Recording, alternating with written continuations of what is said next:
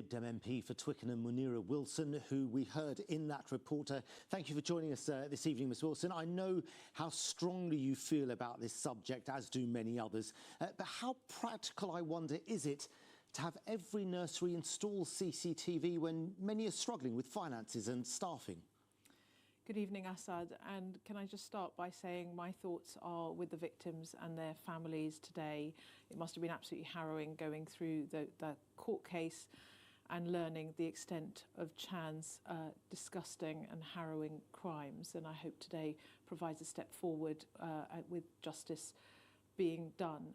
On the CCTV point, it is very clear that in a number of cases, including in my own constituency in Twickenham, which was referred to in that piece, CCTV has been absolutely critical in catching these criminals who are carrying out the vile crimes of abuse and maltreatment of children and babies who just often can't speak up for themselves, particularly if they're babies.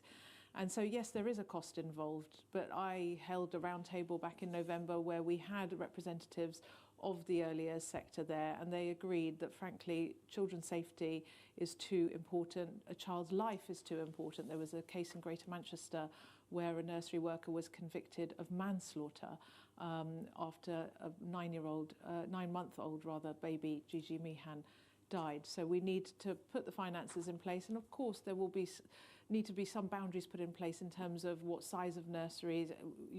It would be impractical to perhaps see it in childminder settings, but nurseries, absolutely, we need CCTV. It's there as a deterrent and to prove guilt, but also for training.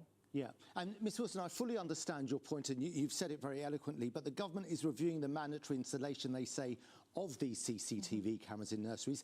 They say best practice includes cameras in entrances, play areas and rooms, which we understand. They also say, but not in private areas like toilets or nappy changing areas. Again, we understand that.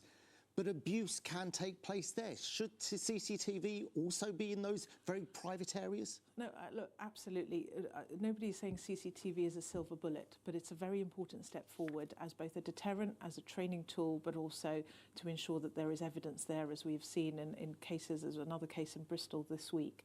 So you're not going to be able to have CCTV everywhere. This needs to go hand in hand with good training. And the other thing that I've been calling for is a register of childcare workers, something that Australia's recently introduced on the back of some pretty horrendous cases over there. The fact that we don't have a register of childcare workers which documents any issues that have been flagged in previous workplaces, as well as their training and skills and qualifications. This came up in the Twickenham case again and again, that red flags had been missed and the qualifications and training was just not there. OK. Ms Munira Wilson, MP for Twickenham, many thanks for your time this evening. Thank you.